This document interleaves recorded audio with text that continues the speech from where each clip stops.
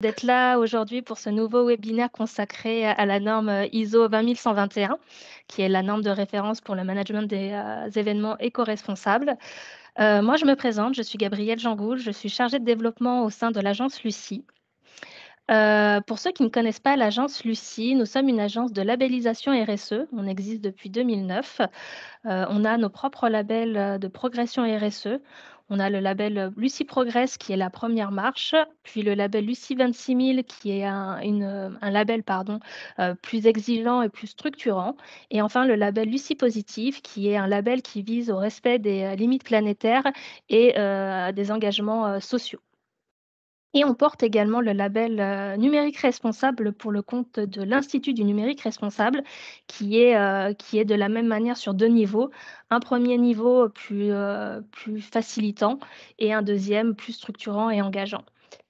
Et enfin, notre deuxième activité et non des moindres, le centre de formation, Lucie, qui est à ce jour, on va dire un centre de formation sur, un catalogue de 50 formations, pardon, toutes sur, 5 thématiques: la mise en œuvre de la RSE, le la réduction des impacts environnementaux, pardon, la communication responsable, le social et la gouvernance et enfin le numérique responsable.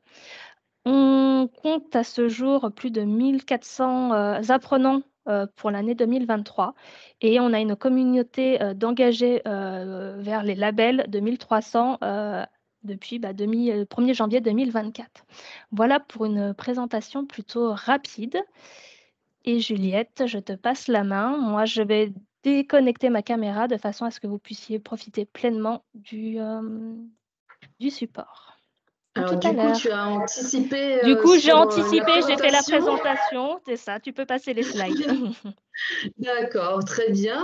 Eh bien, écoutez, bonjour à tous et à toutes. Je suis ravie d'animer aujourd'hui ce webinaire sur le sujet des événements responsables et plus particulièrement de l'ISO 20121, norme de référence sur les événements responsables. Donc, je vais me présenter rapidement. Donc, moi, je suis Juliette Guédon, je suis dirigeante du cabinet Green Expertise, qui est un cabinet d'audit, conseil et formation qui est spécialisé sur les sujets donc qualité, environnement et RSE et avec un focus sur le tourisme et l'événementiel responsable.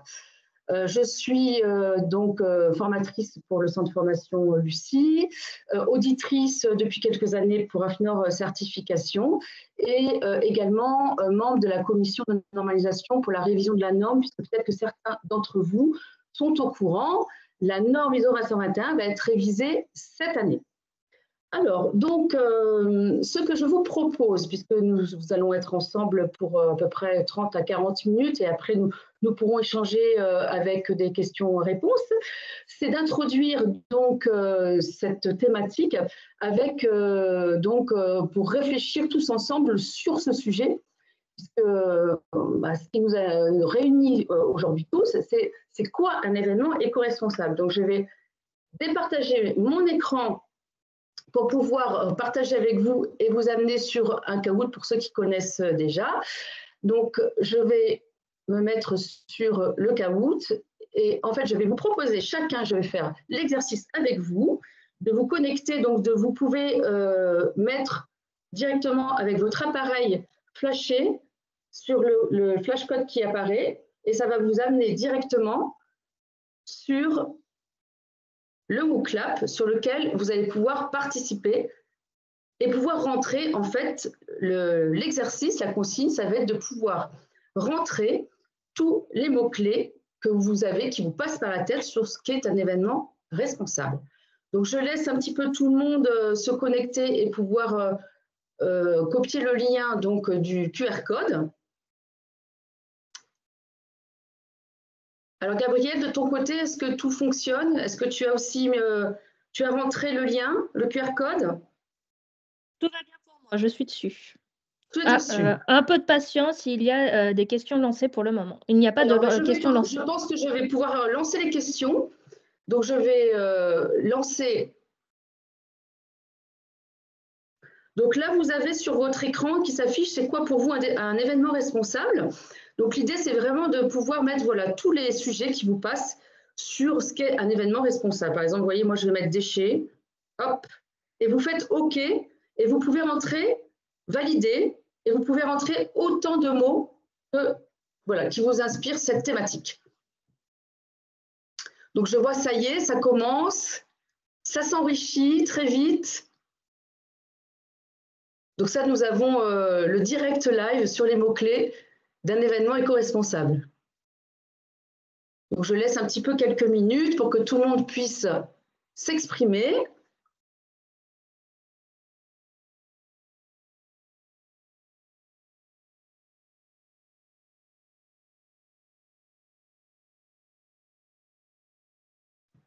Alors là, ça y est, ça commence, je crois. Non, il y a encore quelques personnes qui continuent à noter.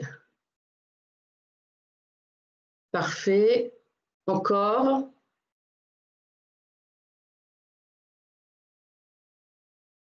Eh bien, vous êtes tous très créatifs de bon matin.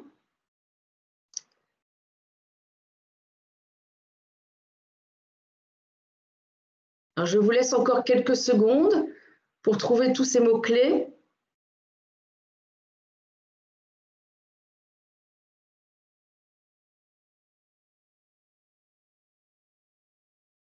Comme quoi, hein, quand on est en collectif, eh bien voilà, je crois que… Ah non, encore un petit peu. Donc, c'est très intéressant puisque vous voyez qu'au fur et à mesure que les mots apparaissent, on voit ressortir voilà, des notions d'éthique, on voit ressortir des notions d'écologie, d'environnement, alors évidemment la gestion des déchets, on voit apparaître l'inclusion sur le volet social, on voit apparaître le calcul de l'impact, l'ancrage territorial. Donc vraiment bravo à tous parce que je vois qu'on a un panneau de mots-clés avec vraiment tout le, je dirais, le contenu de ce que peut représenter un événement éco-responsable. Alors je vais rebasculer maintenant sur… Je vais repartager avec vous mon support pour qu'on puisse continuer donc ce webinaire.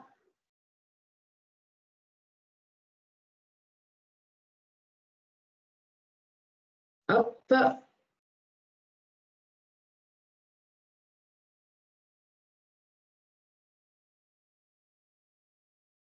Alors, non, attendez, pardon, juste.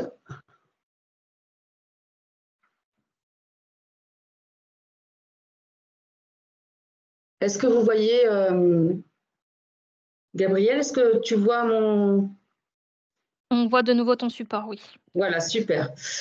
Alors, donc, en fait, un événement éco-responsable, effectivement, c'est un événement qui va prendre en compte l'ensemble des sujets du développement durable, qui va à la fois intégrer les thématiques de l'environnement, mais aussi les thématiques sociales, sociétales et économiques. Alors ça, c'est important parce que souvent, dans certains événements, on va parler du tri des déchets, on va parler des transports, mais il faut aussi penser aux événements qui intègrent la thématique de la santé, de la sécurité, et aussi un événement, il doit être économiquement viable et rentable. Alors aussi, ce qui est important dans un événement éco-responsable, et notamment quand on va parler de la norme ISO 20121, c'est de faire le lien, j'imagine que certains d'entre vous connaissent les ODD, les objectifs de développement durable, donc c'est de faire le lien avec ces fameux 17 ODD, hein, qui sont ces 17 objectifs de développement durable qui ont été définis par les Nations Unies, qui vont nous permettre aussi de pouvoir identifier les enjeux sur lesquels on va pouvoir travailler dans le cadre de cette thématique développement durable. Alors, en fait, au niveau des activités événementielles, puisqu'on est réunis pour ça aujourd'hui, quels vont être les défis à relever? Certains d'entre vous ont peut-être vu les chiffres de l'ADEME. Aujourd'hui, l'activité événementielle, on sait tous que c'est une activité qui est une activité fortement consommatrice, qui a de forts impacts, des activités qui sont éphémères. Et en fait, ça représente aujourd'hui quand même à peu près 1% des émissions de gaz à effet de serre. Et on sait qu'une manifestation, en moyenne, pour 5000 personnes, c'est 2,5 tonnes de production de déchets. Donc, en fait, l'intérêt de la norme ISO 20121, c'est qu'on va pouvoir travailler sur un certain nombre d'enjeux grâce à la réduction des impacts de l'événement.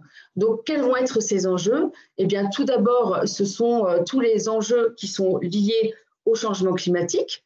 Donc, on va travailler sur la réduction des enjeux carbone, sur le volet du transport. On va travailler sur les enjeux des déchets, donc avec la réduction des déchets, le tri des déchets, la valorisation des déchets. On va travailler également sur la qualité et le bien-être au travail, puisque l'événement responsable, c'est aussi les collaborateurs. On va faire en sorte de mettre en place vraiment une qualité de vie au travail avec des horaires cohérentes, avec de la formation et des avantages. Et également, on va aborder des enjeux autour de l'accessibilité des sites. Donc, accessibilité PMR, mobilité réduite, mais aussi l'accessibilité qui peut être aussi visuelle ou auditive. Et puis, les événements éco-responsables, c'est aussi traiter de la réglementation. Vous savez tous que depuis le 1er janvier 2024, il y a une nouvelle réglementation, notamment sur les biodéchets, qui est applicable pour l'ensemble des acteurs et notamment sur l'événementiel. Alors, il y a aussi la santé et la sécurité au travail. Et enfin, comme on a vu tout à l'heure sur le volet économique, la satisfaction des clients. Alors, la norme ISO 20121, de quoi parle-t-on? Donc, la norme ISO 20121, c'est une norme de référence pour l'organisation d'événements éco-responsables. Alors, cette norme, elle a maintenant plus de 10 ans, puisqu'elle est née en 2012 lors des Jeux olympiques de Londres. C'est une norme qui est vraiment la norme aujourd'hui de référence internationale pour le secteur événementiel. Alors, vous savez peut-être, pour ceux qui s'intéressent déjà à l'RSE, au développement durable, que souvent tout ce qui est donc démarche 26 000 RSE, en général, ce ne sont pas des normes qui sont certifiables, ce sont des normes qu'on va évaluer ou sur lesquelles on va mettre des labels. Cette norme-là, la 20121, c'est une des normes qui est vraiment certifiable par des organismes de certification accrédités. Alors, cette norme, l'intérêt, c'est qu'elle va aborder l'ensemble des sujets. On va avoir vraiment, l'objectif, ça va être de réduire l'impact de ces événements sur la partie environnement, mais aussi sur la partie sociale, sociétale et économique, et aussi de valoriser les événements pour créer des événements positifs. Alors, cette norme de système de management, pour ceux qui connaissent les normes ISO, on va pouvoir trouver dans cette norme un petit peu de 9001 avec la notion de satisfaction client, mais aussi de la 14001 sur l'approche réduction des impacts environnementaux et également la norme 26000 qui est la norme de référence pour les événements responsables, pour la partie RSE. Cette norme aussi, l'intérêt, c'est qu'elle est accessible pour l'ensemble des acteurs. Ce n'est pas uniquement pour les agences événementielles, ça peut être aussi pour les imprimeurs, vraiment pour tous les acteurs qui interviennent au niveau de l'événementiel. Et également, l'intérêt, c'est que cette norme, elle a une approche qui est innovante puisqu'elle va vous permettre de travailler sur l'ensemble du cycle de vie de votre événement. Donc vraiment avant, pendant et après. Alors, comment, en fait, cette norme de système de management responsable est organisée? Vous avez ici, donc, la structure, l'architecture de cette norme de management responsable qui s'organise autour, en fait, de ce qu'on appelle le PDCA, donc le système d'amélioration continue, donc la planification, faire, vérifier et agir. Donc, la norme ISO 20121, elle va se structurer autour de différents chapitres avec un certain nombre d'exigences que vous avez sous les yeux qui vont en fait respecter un certain ordre. On va déjà commencer par la planification de nos événements. Ensuite, on va passer à la réalisation, on va vérifier et on va agir. Alors, comment concrètement cela va se passer? Donc déjà, pour la partie planification, on va commencer sur l'identification des parties intéressées. Alors, les parties intéressées, en fait, ce sont tous les acteurs avec qui vous allez travailler. Ce ne sont pas uniquement les parties intéressées internes, mais ça va être effectivement les collaborateurs, ça va être les fournisseurs, les clients, en fait, les acteurs qui travaillent avec vous sur votre événement. Donc, l'objectif, ça sera vraiment d'impliquer et de dialoguer avec ces parties intéressées de façon à ce que votre événement, ça soit un événement qui intègre à la fois les enjeux sur lesquels vous voulez travailler, mais aussi les enjeux qui sont importants pour vos parties intéressées. Alors, vous allez également définir, lorsque vous allez travailler sur la norme ISO 20121, quel est votre périmètre de certification. Donc, sur quel périmètre vous allez travailler. Donc, en général, ça va être l'organisation, la conception, la réalisation de votre événement responsable. Vous allez définir les principes de développement durable. Donc ça, en fait, vous allez définir la mission, les valeurs qui vont donc être structurantes pour votre événement responsable. Dans la planification de votre événement, il y a tout un système de documentation que vous allez mettre en place. Alors, la documentation, elle va être différente suivant l'importance de votre structure. Si c'est une petite structure, vous allez mettre en place certaines documentations, mais ça sera beaucoup plus souple que les structures sur lesquelles il faudra mettre en place un petit peu plus d'informations. Alors, dans la norme ISO 20121, il faudra aussi identifier qui va s'occuper de ce système de management et qui va interagir avec les différentes personnes.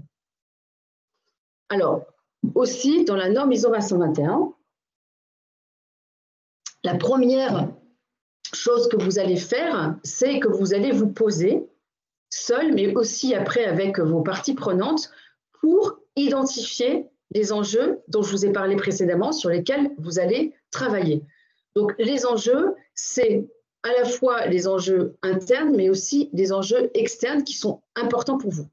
Donc, ces enjeux internes, ils vont émaner d'où? Ils vont émaner déjà de votre secteur d'activité. Ça va être des enjeux qui sont importants pour vous, donc des enjeux qui peuvent être de réduction des déchets, des enjeux qui peuvent être aussi économiques, des enjeux d'achat responsable. Donc, tous ces enjeux, en fait, vous allez les identifier. Alors, vous allez pouvoir utiliser des outils ou des outils stratégiques, comme vous connaissez peut-être, qu'on appelle le SWOT ou le PESTEL. Mais surtout, ce qui est important, ça va être vraiment de bien recenser tous ces enjeux et de vous dire, par rapport à ces enjeux, qu'est-ce que je définis qui est important pour mon événement responsable que je vais travailler avec l'ensemble de mes parties prenantes. Donc, ces enjeux que vous allez identifier, il faudra que vous définissiez un système pour les évaluer et vous allez, grâce à ces enjeux, définir des objectifs. Par exemple, sur mon événement, je veux réduire de 10% mes déchets ou je veux faire du zéro plastique. Donc là, ces objectifs que vous allez vous fixer, c'est vraiment des objectifs qui vont vous permettre de relever ces défis qui peuvent être sociaux, sociétaux et environnementaux. Je reprécise une fois de plus, il faut vraiment que vous preniez en compte l'ensemble du développement durable. Donc, vous ne pouvez pas traiter que, par exemple, des enjeux environnementaux. Il faudra bien prendre en compte aussi les enjeux sociaux et les enjeux économiques. Donc, vous allez définir vos objectifs, vous allez mettre en place votre plan d'action. Donc là, on est sur la phase planification. Et vous allez donc, dans la phase réalisation, mettre en place les ressources nécessaires. Donc tout ça, bien évidemment, on est d'accord, ça s'intègre dans votre projet que vous avez l'habitude de réaliser quand vous faites un événement. Hein. Ce n'est pas quelque chose à part, ça doit vraiment s'intégrer dans votre projet événementiel. Donc pour mettre en place le système de management responsable, vous allez mettre en place, définir les ressources dont vous avez besoin et surtout les compétences nécessaires. Donc, il est indispensable que vous sensibilisiez l'ensemble des acteurs, que ce soit vos équipes en interne ou en externe les fournisseurs, les prestataires, ceux qui se travaillent pour vous, pour partager ces objectifs de développement durable et votre politique que vous allez mettre en place, votre politique charte événement responsable. Donc, pour que cette démarche soit partagée par tous, vous allez communiquer en interne et en externe sur vos événements responsables. Et cette stratégie de communication, elle doit vraiment être issue des enjeux de votre politique et de ce que vous avez défini. Alors, nous avons déjà parlé de la documentation dans la phase planification. Maintenant, on est dans la phase de réalisation. Donc, vous allez mettre en place, mettre à jour, tenir à jour cette documentation. Alors, la documentation, ça peut être par exemple une procédure sur la façon dont vous allez gérer vos déchets lors d'un événement. Ça va être par exemple aussi une procédure sur la façon, s'il y a des non-conformités, des incidents, des dysfonctionnements, comment ça va être traité et par qui. Donc, c'est vraiment vous qui allez mettre en place la mesure de ce que vous voulez, ce que vous souhaitez pour votre événement. Alors, aujourd'hui, dans la norme actuelle, il y a un certain nombre d'informations documentées qui sont obligatoires, dont des procédures. Ces procédures, en fait, ça va évoluer avec la nouvelle version de la norme, comme je disais, qui va sortir cette année, mais il y a quand même des informations documentées que vous devez mettre en place. Alors, évidemment, dans cette phase de réalisation, ce qu'on appelle mettre en œuvre des processus, c'est-à-dire que vous avez vos différentes activités, vos activités de commercialisation, de réalisation de votre événement.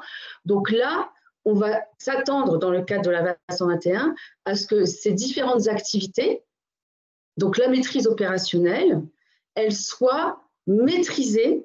Donc, quand vous avez décidé, par exemple, de faire du zéro plastique, tout au long de cet événement, vous allez faire en sorte que vos, par exemple, fournisseurs, vos traiteurs, ils respectent bien le zéro plastique.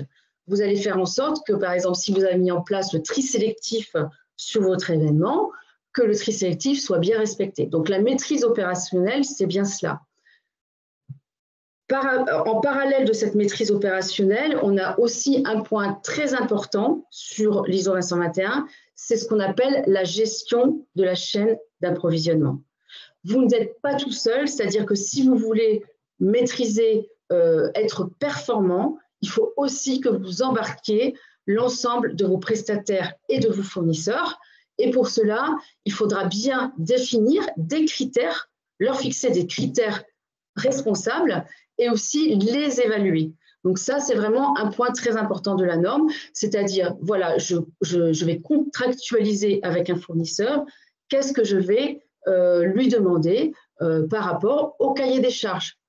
C'est-à-dire, par exemple, si j'ai décidé d'acheter un certain nombre de gourdes pour mon événement, cette gourde, elle vient d'où? Est-ce que je veux une gourde made in France? Je veux qu'elle soit acheminée de telle façon. Voilà, ça va être vraiment de bien décortiquer par rapport, faire la liste de l'ensemble de vos fournisseurs et de prestataires et de voir quel curseur vous mettez par rapport à ces critères qui sont évidemment cohérents et en lien avec vos enjeux de développement durable. Il faut toujours refaire ce lien avec les enjeux. Alors, maintenant que vous avez planifié votre système de management responsable et que vous avez mis en place tout ce qu'il faut, évidemment, il va falloir vérifier pour vous assurer, donc vérifier, contrôler, pour assurer la performance de ce système et vous assurer que tout fonctionne correctement. Donc, là, ce que vous demande la norme sur les numéros qui sont mis à côté, c'est les numéros de chapitre de la norme. Donc, dans le chapitre 9, on vous demande quoi? On vous demande de surveiller, d'évaluer les performances de votre système. Donc, ça veut dire que vous allez mettre en place un certain nombre d'outils ou de moyens de mesure. Je prends par exemple, si vous mettez en place le tri sélectif sur votre événement, vous allez faire en sorte, en amont, de voir comment vous allez pouvoir mesurer, évaluer le volume de vos déchets.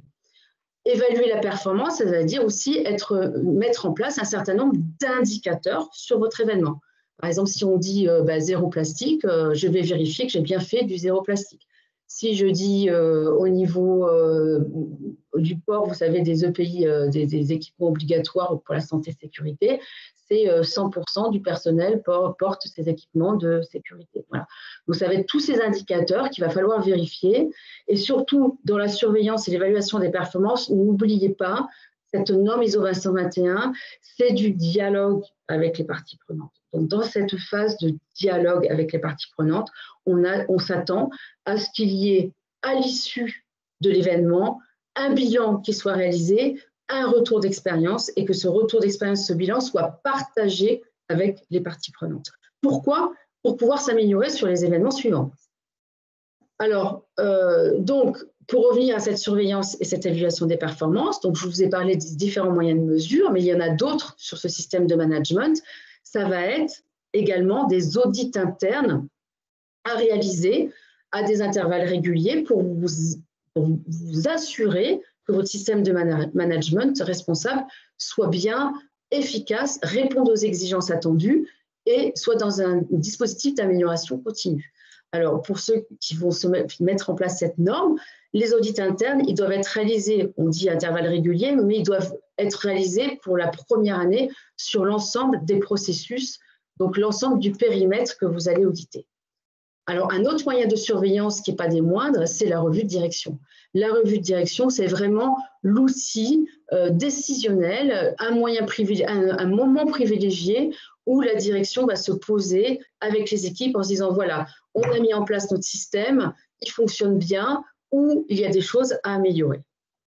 Alors, nous sommes sur la partie vérification. Et enfin, donc la dernière phase, ça va être la phase de agir-réagir. Hein, donc, c'est le fameux dans l'amélioration continue, pour ceux qui connaissent, Plan, Do, Check, Act. On est sur le act, on est sur le agir-réagir. Donc là, en fait, il s'agit d'identifier tout au long, hein, il ne s'agit pas qu'au moment de votre événement, mais tout au long de votre dispositif, de votre projet d'événement responsable, d'identifier les non-conformités. Alors, les non-conformités, les incidents, les anomalies, vous les appelez comme vous voulez, mais c'est vraiment de se dire, dès lors que vous démarrez votre projet, qu'est-ce qui peut se passer? Quel incident je peux rencontrer? Par exemple, vous aviez prévu un prestataire qui vous a assuré que votre système qu'il allait vous livrer du matériel qui était cohérent dans votre cahier des charges, par exemple une flotte de vélos électriques parce que vous souhaitez mettre en place un événement en mobilité douce, et puis il arrive avec une flotte moitié électrique, moitié non électrique. Donc là, l'idée, c'est vraiment tout de suite de mettre en place un dispositif actif et réactif en disant ça ne correspond pas à ce que j'avais demandé, ce n'est pas dans mon cahier des charges, c'est une anomalie, comment je fais, comment je la corrige, est-ce que c'est important et quelle action corrective je peux mettre en place. Donc tout ça, ça va permettre vraiment d'alimenter votre système de management responsable et on est vraiment dans cette norme ISO 20121. Alors, je vais peut-être, il est 11h28, donc je pense qu'on est dans le bon timing. Donc, je vais arrêter mon partage de façon à ce que je puisse revenir avec vous sur… Voilà. Est-ce que, Gabriel, tu es là? Toujours. Voilà. Est-ce que tout le monde m'entend? On peut peut-être passer aux questions-réponses. Alors, pour les questions, je vous propose de les écrire dans la conversation et je ferai la lecture à Juliette, si vous êtes d'accord.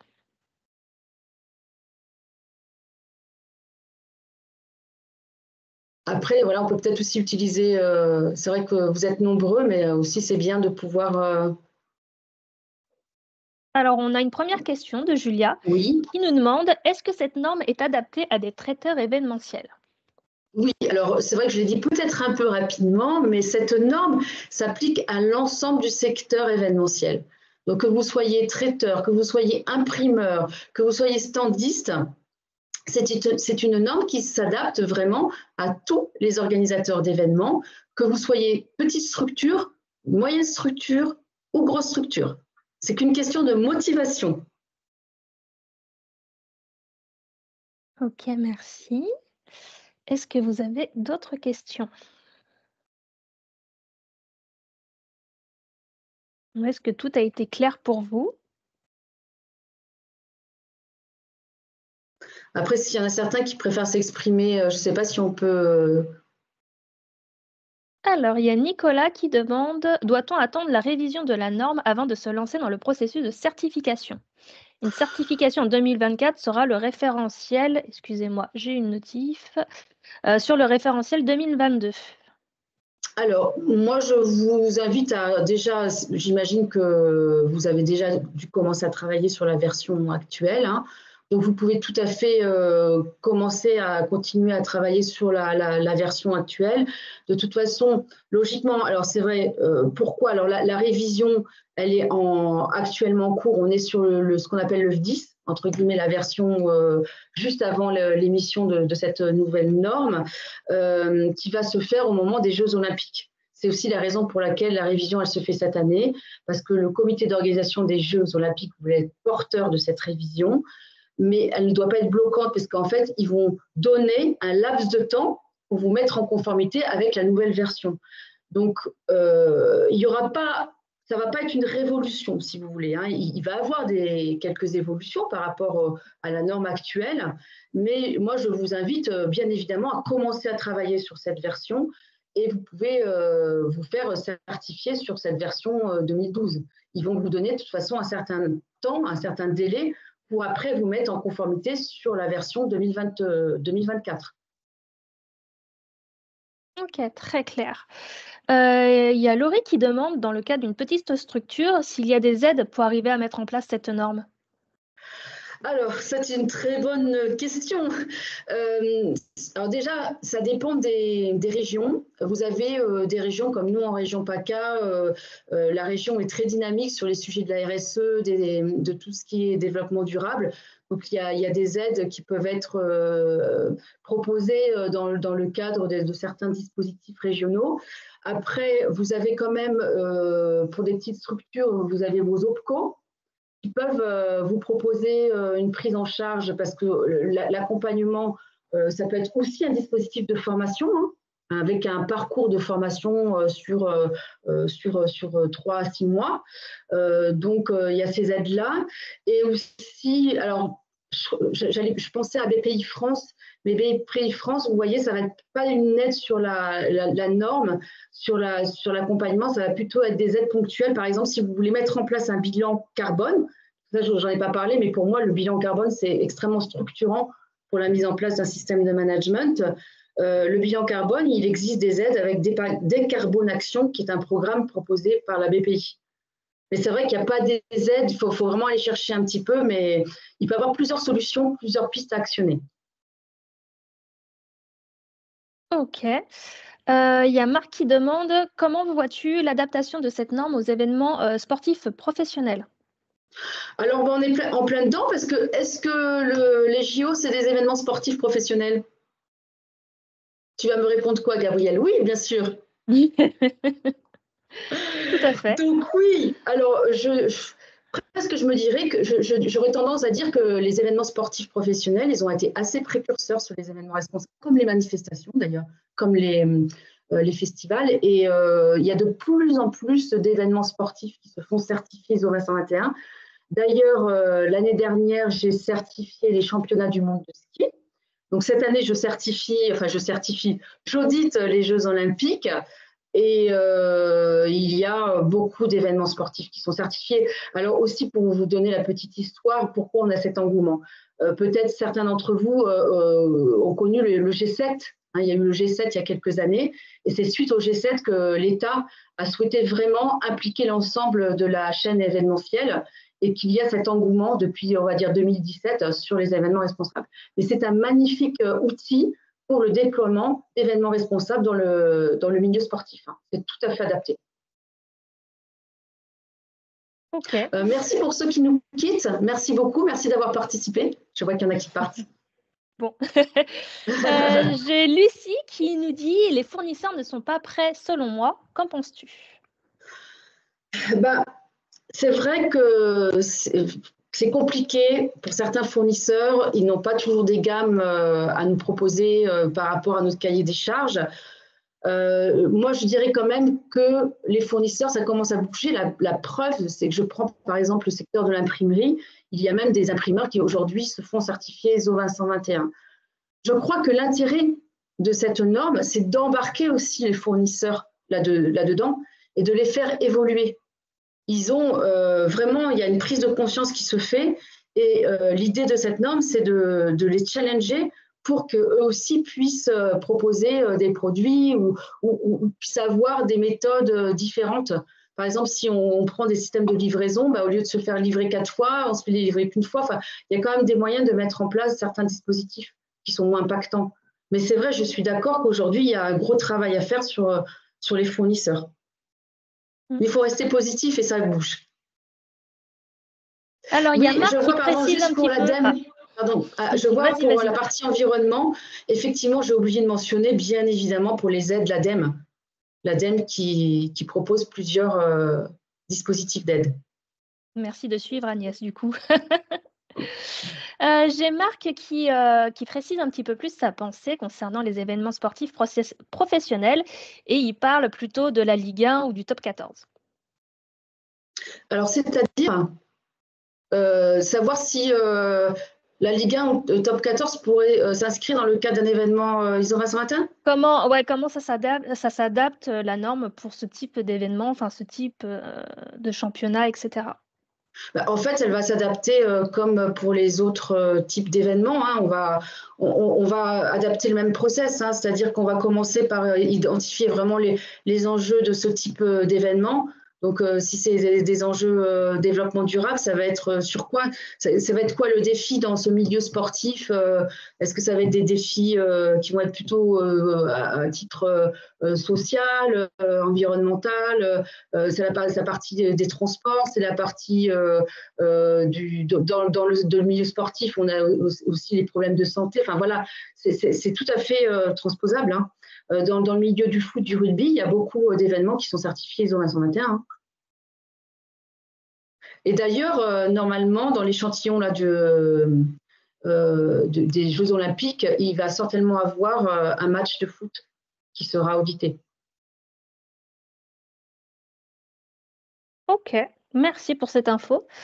Julia demande quel avantage à choisir cette norme plutôt qu'une autre? Vaste question. Alors, quel avantage? Moi, je dirais que pour le secteur de l'événementiel, c'est pour moi la norme de référence parce que c'est une norme qui a été conçue spécifiquement pour le secteur de l'événementiel. Alors, c'est vrai qu'on pourrait dire, on peut prendre le référentiel ISO 26000 et puis on se fait labelliser Lucie, qui a un très bon label. Mais en fait, l'intérêt, c'est que vraiment, elle va s'adapter au secteur et surtout, vous verrez dans la nouvelle version, ils ont encore plus détaillé dans les annexes ce qui est attendu, en donnant des exemples d'enjeux propres au secteur de l'événementiel, en donnant des exemples de parties prenantes propres à l'événementiel. Donc, c'est vraiment un outil qui est dédié. Et d'ailleurs, l'UNIMEV, hein, qui est quand même connu dans le domaine de l'événementiel et a été porteur de cette révision hein, avec le comité d'organisation des Jeux Olympiques. Il y a Agnès qui dit que ce qui est dommage, c'est que les certifications ne sont pas trop ou mal traduites dans le logage grand public. C'est vrai que des fois, il y a peut-être un besoin de vulgarisation des normes. Dans le grand public, elles sont mal traduites. Aujourd'hui, je dirais qu'elles ne sont pas assez valorisées, mises en avant. Et d'ailleurs, moi, en tant qu'auditrice, souvent, ce que j'essaye, c'est d'encourager les audités à ne pas avoir peur de mettre cette démarche en avant et à plus la communiquer, que ce soit avant, pendant ou après l'événement. C'est-à-dire qu'ils doivent s'en servir comme un outil et en être fiers et expliquer aux clients à quoi ça sert. C'est-à-dire que le client, il est aussi acteur de la démarche. Mais ça, on est en pleine évolution, c'est en train de changer. Mais je crois que c'est une certaine peur. La peur de communiquer, c'est de se dire, oh là là, on va faire du greenwashing, alors que pas du tout. Il y a cette peur du greenwashing aujourd'hui qui existe. D'accord. Il y a Marc qui fait le rapprochement avec la norme ISO 26000. Oui. Du coup, c'est quoi la plus-value? En fait, une fois de plus, je me permets de revenir sur ce que je viens de dire précédemment, c'est que dans la norme 2021, dans le référentiel, il va avoir un certain nombre d'éléments qui sont propres au secteur de l'événementiel. C'est-à-dire ce qu'on demande, c'est que ça soit vraiment appliqué avec des enjeux identifiés, des enjeux propres de l'événementiel. Dans la norme, c'est vrai que sur la 2021, on va retrouver la notion des principes de développement durable qu'on trouve dans la 26 000, mais on va aller plus sur aussi un travail d'approche comme sur les autres normes, puisqu'on est sur un système aligné, ce qu'on appelle HLS avec d'autres normes. On va trouver quand même un travail très avancé sur l'approche risque et opportunité. On va vraiment on va vous demander de quels sont vos risques identifiés, qu'est-ce que vous mettez en place pour maîtriser vos risques, quelles sont les opportunités. C'est vrai qu'on en parle un peu dans l'ISO 26000, mais je ne pense pas que ça soit aussi détaillé dans l'ISO 26000. Il y a toute une approche aussi sur les exigences réglementaires qui sont très rigoureuses. C'est-à-dire dans la 20121, on attend de vous que vous ayez identifié l'ensemble des réglementations qui sont applicables, que vous les respectiez et de démontrer que vous les maîtrisez. Donc sur certains sujets, j'ai quand même le sentiment, enfin moi c'est ma vision des choses, mon analyse, qu'on va un petit peu plus loin que la 26000 sur certains sujets. Ouais, la 26 000 étant plus transverse sur tous les impacts et surtout toutes les parties prenantes finalement. Tout à fait. Est-ce que tu peux rapidement nous dire comment se passe l'évaluation de la norme en termes d'audit, d'auto-évaluation, etc. Alors, auto-évaluation, c'est plutôt audit. Alors, c'est évaluation. L'auto-évaluation, ça serait l'audit interne. Comment ça se passe? Comment tu peux nous... Alors, comme je disais, la première chose, c'est une fois que vous êtes prêt, que vous avez monté votre système de management, comme je l'ai indiqué précédemment, vous allez organiser un audit interne. Donc, soit vous avez les moyens, vous êtes formé, vous le faites en interne, cet audit interne, soit vous allez faire appel à un prestataire, un consultant qui va réaliser cet audit interne. C'est une première étape. Cet audit interne va vous permettre de savoir si déjà ce que vous avez mis en place, c'est conforme aux exigences de la norme et surtout c'est performant, efficace et c'est un vrai outil d'amélioration continue. Ça, c'est la première étape. Une fois que vous avez fait tout ça, vous allez vous renseigner, savoir quels sont les certificateurs. Donc, vous allez faire déjà des demandes de devis AFNOR, Bureau Veritas, SGS. Il y a un certain nombre de certificateurs. Je rappelle que cette norme n'est pas une norme sous accréditation COFRAC, c'est une norme qui est quand même gérée par des organismes de certification. Et vous allez faire vos devis. Et ensuite, une fois que vos devis sont faits, vous allez avoir plusieurs propositions. C'est une norme comme les autres normes qui va se faire sur un cycle de 3 ans. Donc, avec en général une première étape qui va être ce qu'on appelle étape 1, c'est-à-dire qu'on va faire une revue documentaire de tout le système que vous avez mis en place et on va regarder si ce que vous avez mis en place est cohérent par rapport aux attendus de la norme. Donc ça, c'est la première étape, c'est ce qu'on appelle l'étape 1. Une fois que cette étape 1 est réalisée, on va passer en étape 2. Là, on va faire l'audit de l'ensemble des processus, donc des activités, des processus que vous avez mis en place.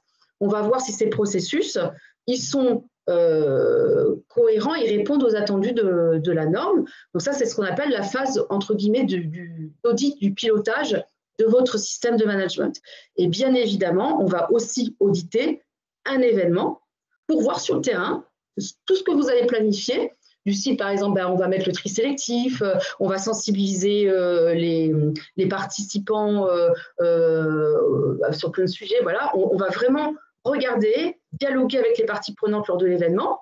On va interroger des prestataires sur place, éventuellement, alors peut-être pas les participants, ça, on voit en fonction de s'ils sont prêts ou pas prêts à le faire, mais voilà, ça va vraiment être du dialogue, on va observer et ensuite on va émettre des constats d'audit qui est en phase de conclusion, où là, on va vous dire si vous êtes conforme, pas conforme, et si vous n'êtes pas conforme, ce n'est pas dramatique, même s'il y a ce qu'on appelle des non-conformités majeures, il suffit de les traiter, de les travailler, et après de vous mettre en conformité. Et là, il n'y a pas de « je ne vais pas avoir ma certification », ça n'existe pas souvent.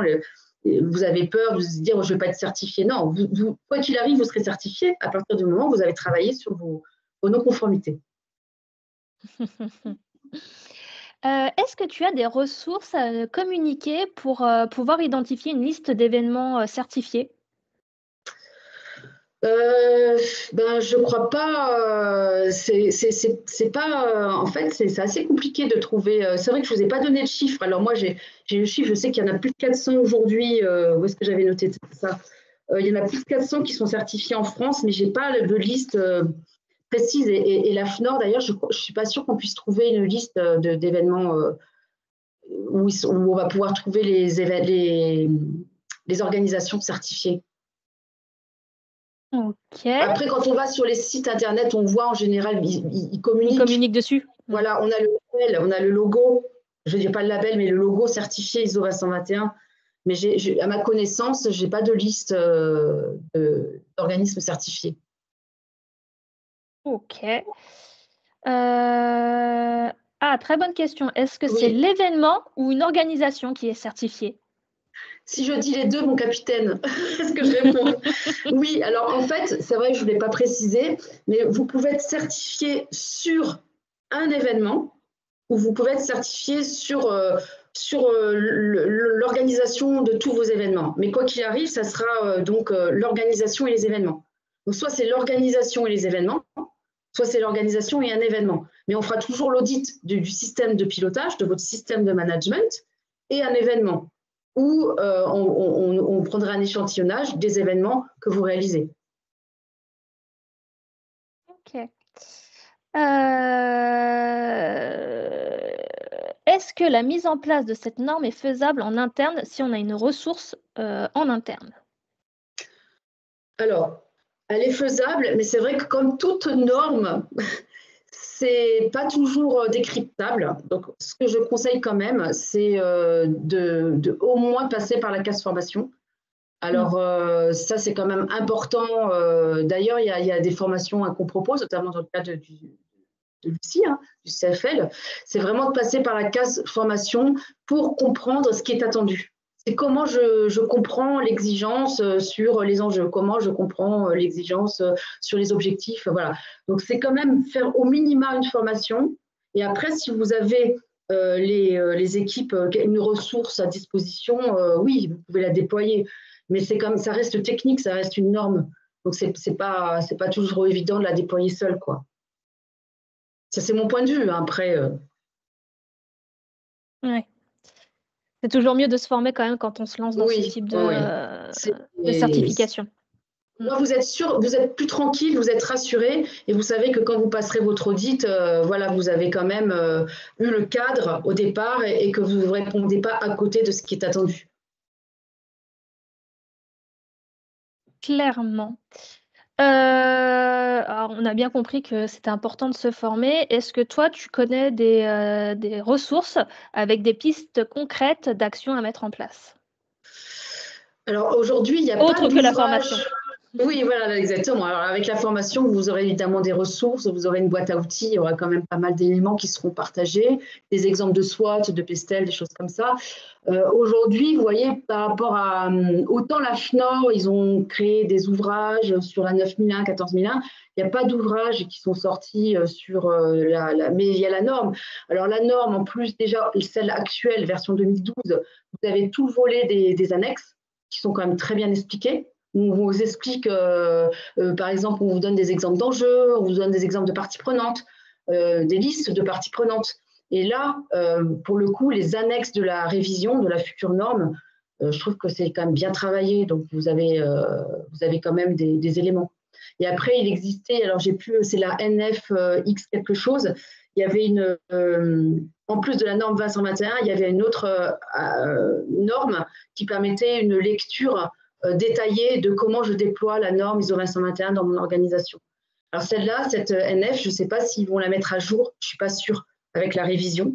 Mais déjà, je vous dis, dans les annexes, cette norme, vous pouvez, de toute façon, c'est pas listé sous licence comme les autres normes, donc il faut l'acheter sur la boutique AFNOR. Après, ce n'est pas énorme, hein, ce n'est pas un coût énorme. Ok. Est-ce que tu sais si dans cette certification, il y a un système de scoring comme on peut le retrouver pour le label Lucie 26000 ou le label RSE engagé? Alors, il n'y a pas de scoring, c'est vraiment… ça fonctionne comme les autres certifications, hein, que ce soit 9001, 14001. Donc, on va vraiment faire une évaluation du système. Par contre, alors après, chaque organisme de certification, ils ont leur propre méthode. Mais par exemple, moi, je parle pour mon cas, chez AFNOR, on essaye de mettre en avant les points forts du système, les points améliorés. Dans les constats, on donne un certain nombre d'informations, mais il n'y a pas de scoring, c'est vous êtes labellisé. Labellisé, certifié, oulala, vous êtes certifié. Vous êtes certifié. Donc, il n'y a pas de scoring argent, bronze, or. Non, c'est vraiment une certification. OK. Et ben, merci pour toutes ces informations. C'était, très riche et très clair pour moi en tous les cas. Est-ce qu'il Merci vous reste beaucoup. encore des questions? Parce que, bah, le webinaire va bientôt toucher à sa fin. Donc je vous propose de répondre encore 1 à 2 questions si vous avez, sinon, on va se quitter. Merci à tous, hein. Déjà, je voulais aussi remercier tout le monde pour votre Mmh. participation. On a quasiment réussi à garder tout le monde jusqu'au bout, donc C'est super. c'est super.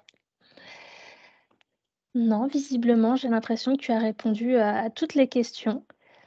Et ben, je vous remercie à tous encore une fois, d'avoir, participé et d'être restés jusqu'au bout. Pour ceux qui sont partis ou qui souhaitent revoir le webinaire, celui-ci sera envoyé en replay. Je vous transmettrai également le programme qui est proposé, le programme de formation qui est proposé par Juliette avec les, prochaines dates si ça vous intéresse. Voilà, et ben, je vous remercie encore. Merci à toi Juliette Merci à vous, merci à d'avoir pris tous le pour temps. votre participation. C'était un vrai plaisir. Merci beaucoup, très bonne journée.